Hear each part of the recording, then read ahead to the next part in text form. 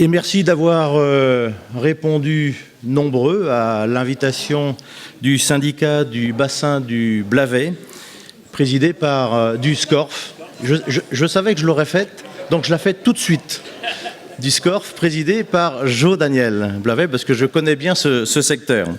Donc soyez les bienvenus dans cette salle de Manéouarn pour une matinée d'information et d'échange qui va se poursuivre dans l'après-midi par des visites à l'exposition qui nous est présentée et qui rappelle les différentes thématiques portées par le syndicat du bassin du SCORF. Donc cette journée est une très belle façon de fêter et de marquer le 40e anniversaire de ce syndicat. Alors pourquoi cet anniversaire ?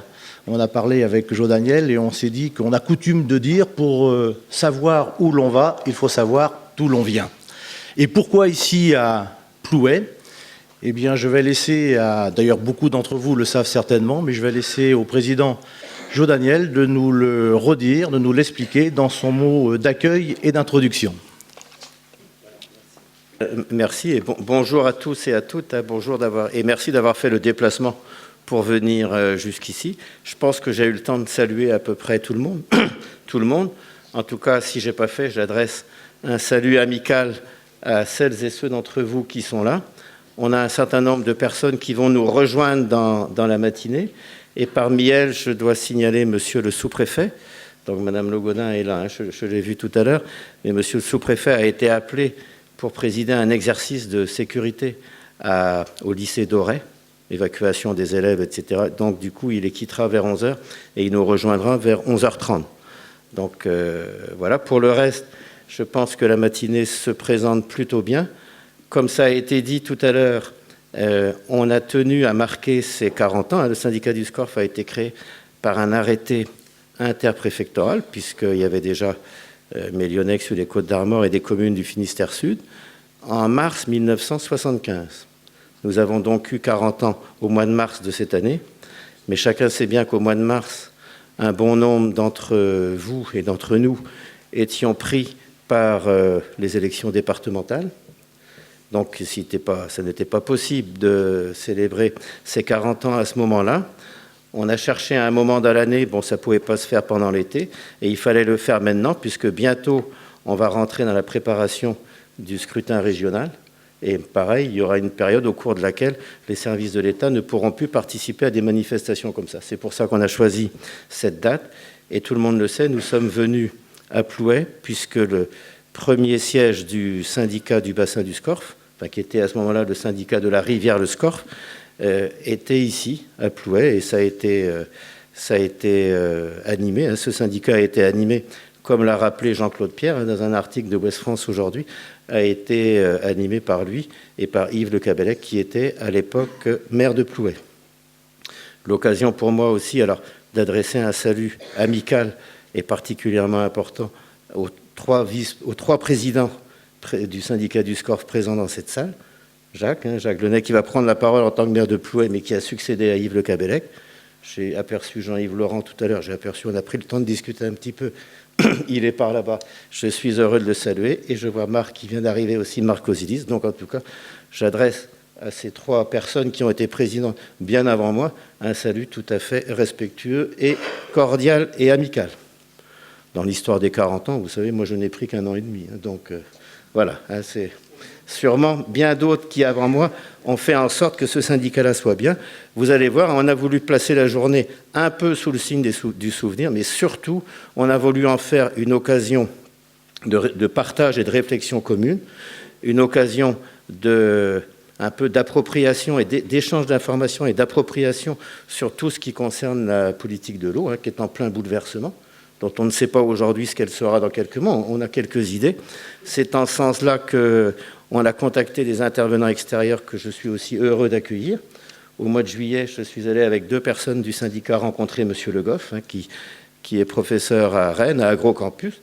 On lui laissera la parole et on aura un temps d'échange important avec lui sur l'importance des politiques environnementales pour le développement économique de notre territoire. Bon, il nous dira ça.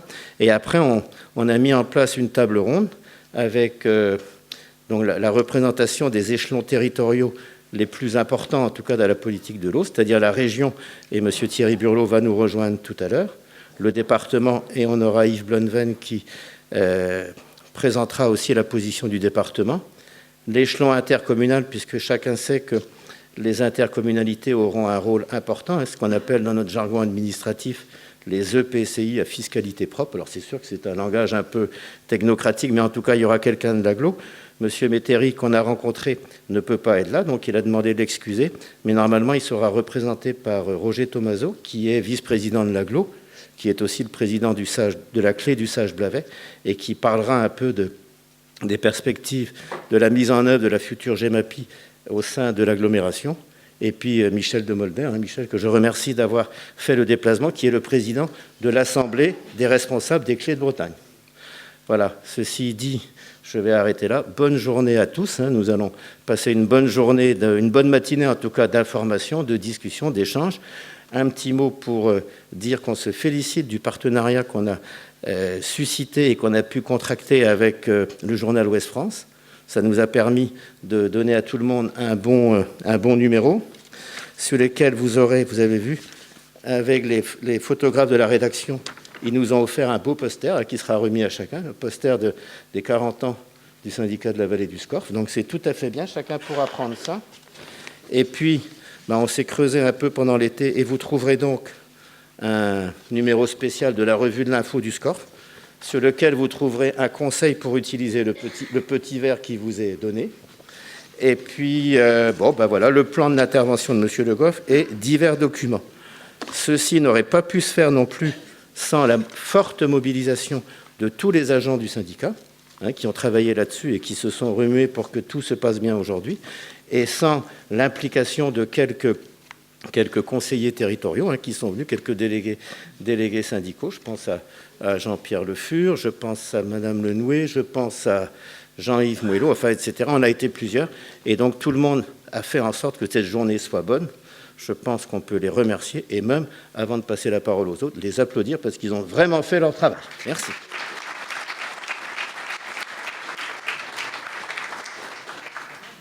Bonjour à tous et à toutes. Alors, il y a des personnalités dans cette assemblée, des conseillers départementaux, conseillers et conseillères, des conseillers régionaux, je pense aussi, en tous les cas de nombreux maires, Jean-Claude Pierre, qui est là présent parmi nous, la représentante de l'agence de bassin.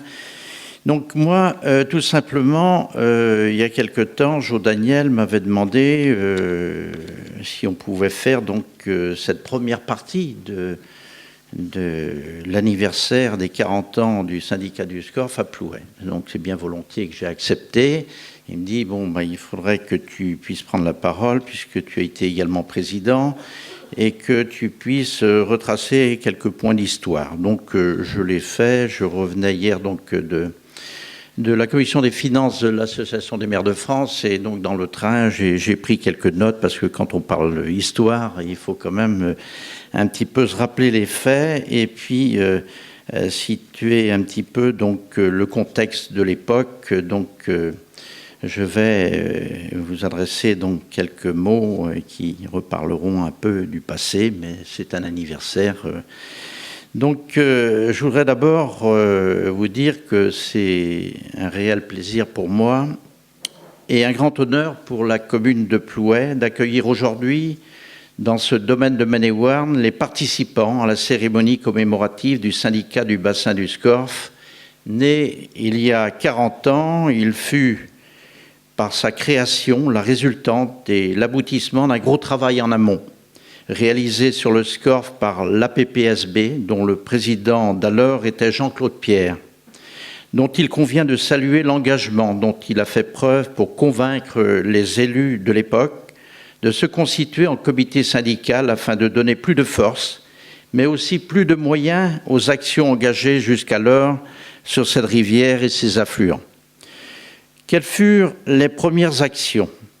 La première priorité fut de rendre à la rivière sa limpidité d'antan en la nettoyant, en la libérant d'une végétation envahissante et enchevêtré dans le lit de la rivière en faisant disparaître ses eaux stagnantes qui provoquaient la mort du saumon par défaut d'oxygène et d'eau pure. La deuxième priorité, sensibiliser les populations locales, les acteurs économiques, agriculteurs, industriels et élus sur le bien fondé de la démarche qui consistait à faire prendre conscience à tous que la qualité de la vie doit rester l'affaire de chacun. Pari gagné, c'est ainsi que l'ensemble des élus et maires du bassin du Scorff, de la source à la rade, s'unissaient pour constituer en 1975 le syndicat du bassin du Scorff. Mon prédécesseur à la mairie de Plouay, dont j'étais à l'époque le conseiller municipal, encouragé par Jean-Claude Pierre, les deux hommes d'ailleurs s'appréciaient beaucoup, et soutenu par le maire de Lorient et président du CIVOM de l'époque, Jean Lagarde, accepta d'en prendre la présidence. Yves Le Cablec, que j'ai bien connu, proche de la nature, amoureux du Scorff et de la belle vallée de Pont-Calec sur toute sa forêt, pêcheur passionné, animera durant de nombreuses années le syndicat avec l'ensemble des élus de l'époque en collaboration avec les associations de pêche et de protection des milieux aquatiques et piscicoles, les services de l'État et les services des conseils généraux de l'époque du département du Morbihan, mais aussi celui du Finistère, et cela jusqu'en 1989. Les moyens du syndicat étaient modestes et le secrétariat était assuré par le secrétaire de mairie de Plouay, que certains ont connu, M. Audrezet, pour l'élaboration et le suivi d'un modeste budget à cette époque.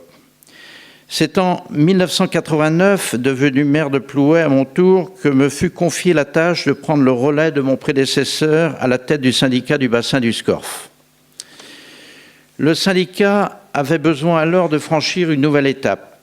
Et c'est ainsi que l'idée germa d'élaborer sur la rivière un contrat qui, en partenariat avec l'ensemble des intervenants, État, région, département et communes, bien sûr, agence de l'eau, l'intercommunalité n'avait pas à l'époque l'importance qu'elle a aujourd'hui, mais tout ceci donc, nous permettait donc, de créer, donc, sous l'impulsion donc, du syndicat, donc depuis le début, il avait été à côté, et puis notamment avec aussi la collaboration de Jean-Claude Pierre, d'imaginer donc un contrat de vallée, parce qu'on parlait beaucoup de contrat de rivière, mais à l'époque, c'était un contrat de vallée qui semblait la formule innovante en quelque sorte, puisqu'il n'y avait pas de contrat de vallée, et donc pour constituer le dossier, il avait fallu être quand même assez persuasif et apporter des arguments, et donc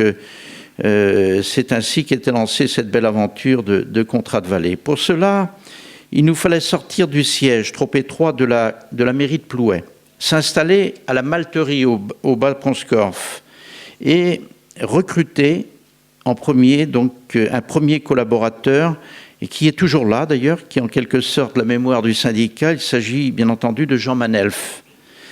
Un gros travail l'attendait. Il nous fallait, avec l'aide de l'État, constituer des dossiers pour présenter un projet définissant des actions, mettre en place sur 5 ans, afin de tout mettre en œuvre pour assurer une meilleure qualité de l'eau. Ce fut chose faite, puisqu'en septembre 1991 était signé au bord du Scorff, en forêt de Pont-Calec, le premier contrat de vallée en France par le ministre de l'Environnement de l'époque, qui était Brice Lalonde. Le syndicat du Scorff pouvait, à partir de là, prendre une vitesse de croisière qui n'a jamais quitté. Depuis, en menant des actions de préservation du milieu naturel, de vulgarisation des bonnes pratiques agricoles, de recherche scientifique avec l'aide de l'INRA, sur notamment le suivi des populations piscicoles et surtout le saumon atlantique, la préservation de la loutre, son implication dans le suivi et la mise en place des zones Natura 2000 et un regard particulier sur les échelles à saumon et le suivi des rejets d'épuration sur le Scorff et de ses affluents, tant des collectivités mais aussi des stations d'épuration des entreprises industrielles. Donc beaucoup d'actions sur lesquelles donc, un chantier s'ouvrait. Vous l'aurez bien compris, c'était une tâche immense à entreprendre et qui s'est poursuivie au fil des ans. Jean-Yves Laurent, présents dans cette salle. Marc Kozilis, également présent, donc qui m'ont succédé, ancien maire de Kévin, prirent le relais à la présidence de ce syndicat. Et à présent, Jo Daniel, actuel président, poursuit avec son équipe d'élus, mais aussi de collaborateurs qui s'est étoffé depuis. Il y a 8 collaborateurs, 8 ou 9, 10. Oui, donc j'étais encore en dessous. Donc ils poursuivent tous cette merveilleuse mission qui leur ont été confiées et qui perdure l'œuvre collective engagée depuis 40 ans. Voilà donc ces propos introductifs à cette cérémonie commémorative que je tenais à rappeler, en vous souhaitant bien sûr de passer une excellente journée et puis d'apprendre beaucoup de choses. En tous les cas, merci à tous et à toutes d'être là aussi nombreux aujourd'hui. Merci. Bonjour à toutes et à tous. Je vous remercie, Monsieur Daniel, d'être venu nous proposer de participer à cette fête d'anniversaire. C'est un bel anniversaire, 40 ans. 40 ans, c'est quoi ? C'est la mi-vie. C'est le moment de faire un bilan de toutes les actions qui ont été menées et de tirer profit de cette expérience pour envisager l'avenir et proposer des actions phares sur votre bassin versant. Du point de vue de l'Agence de l'eau, le syndicat du bassin versant du Corse, vous avez rappelé l'historique, a mené de nombreuses actions efficaces. Pour nous, c'est la seule masse d'eau qui soit en très bon état, vue de Nantes, sur notre secteur d'activité. Donc, votre rivière est en très bon état. Vous avez su préserver votre patrimoine, mener des actions de préservation de la ressource en eau avec l'ensemble des acteurs du territoire. Et ça, c'est un point important pour gérer l'eau à l'échelle d'un bassin versant. Vous avez su vous adapter au fil de l'eau. Mais la gestion de l'eau, c'est une longue histoire. Ça fait 50 ans que la gestion de l'eau existe en France depuis la première loi sur l'eau de 1964. Cette loi sur l'eau a permis de faire évoluer les choses. On avait une gestion très sectorielle de l'eau. On raisonnait par usage. Maintenant, on a une gestion plus intégrée où on va prendre l'ensemble des acteurs, l'ensemble des usages, des activités et prendre en compte les activités économiques, mais un équilibre entre la ressource en eau, donc sa qualité et sa préservation. Depuis la loi sur l'eau de 1992, qui elle a instauré les schémas d'aménagement et de gestion des eaux, les SAGE, là aussi, vous avez su vous intégrer dans ce dispositif et mettre en place ce schéma qui est adopté depuis peu, depuis le mois de juin de cette année. Et la dernière loi sur l'eau et des milieux aquatiques de 2006, qui elle a permis en fait d'achever la directive cadre européenne sur l'eau, de mettre en place des objectifs environnementaux à l'échelle de nos masses d'eau. Donc, pour vous, les objectifs sont déjà largement atteints. Maintenant, il faut maintenir cet objectif, cette qualité sur votre bassin versant. Donc, tout ce corpus de loi a permis d'incontestables améliorations de la qualité de l'eau. Les défis sont encore importants au niveau national, au niveau du bassin Loire-Bretagne. On sait que les masses d'eau ne sont pas encore en bon état et qu'il faut renforcer les efforts sur notre bassin Loire-Bretagne. 3 principes à rappeler et qu'il faut maintenir quand même dans cette gestion de l'eau, c'est le principe de gérer l'eau par bassin versant. Donc, c'est une unité essentielle pour avoir cette vision globale de l'eau et de maintenir cette qualité d'eau et de réunir tout le monde auprès de cet objectif ambitieux. La deuxième, je vous l'ai rappelé tout à l'heure, c'est l'approche intégrée. Donc travailler avec tous les acteurs, voir tous les usages de l'eau et faire en sorte d'améliorer cette ressource en eau. Et le dernier point sur lequel j'insiste beaucoup et que vous avez mis en œuvre sur ce bassin versant, c'est de travailler avec tout le monde. Tout le monde doit être associé à la démarche et doit participer aux décisions. Pour cela, il faut travailler avec des programmes pluriannuels. Donc là, on vient de dresser un bilan de 40 ans. L'avenir maintenant, c'est quoi ? Pour l'Agence de l'eau, c'est le projet de SDAGE qui va être voté prochainement par le comité de bassin. La phase de consultation s'est terminée en juin. Il y a eu de nombreuses remarques. Celles-ci sont étudiées par le comité de bassin.